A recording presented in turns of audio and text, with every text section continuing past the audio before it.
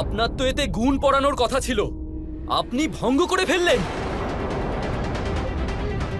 ভগবান শিবের ধনুক ভঙ্গ করলেন। এতেই প্রমাণ হয় যে দশরথ নন্দন সাধারণ নন। উনি এই হরধনু ভঙ্গ করে আমাদের অহংকার ভঙ্গ করলেন। না, এ অনুচিত কার্য। দশরথ কুমার রাম এই ধনুক ভঙ্গ করে এ স্বয়ম্বরের নিয়ম লঙ্ঘন করেছেন, আমাদের সকলকে অপমান করেছেন।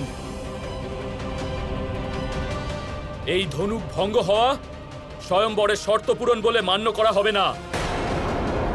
এমন স্বয়ম্বর আমরা মান্য করব না।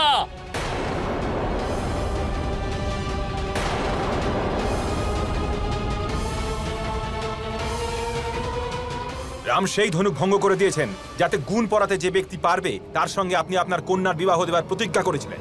এবার আপনার কন্যার বিবাহ আর কখনো হবে না। অবিবাহিত থেকে যাবে সে, অবিবাহিত। রঘুবংশ তো কি হয়েছে? ভগবান শিবের ধনুক ভঙ্গ করার পাপ করেছে।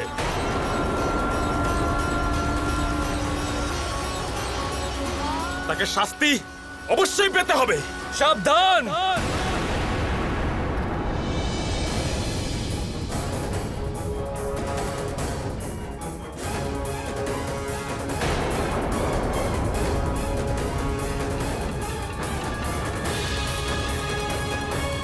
যদি আমার ভ্রাতার বিরুদ্ধে আর একটিও কটূক্তি করেন তবে তার পরিণামের জন্য স্বয়ং আপনি দায়ী হবেন।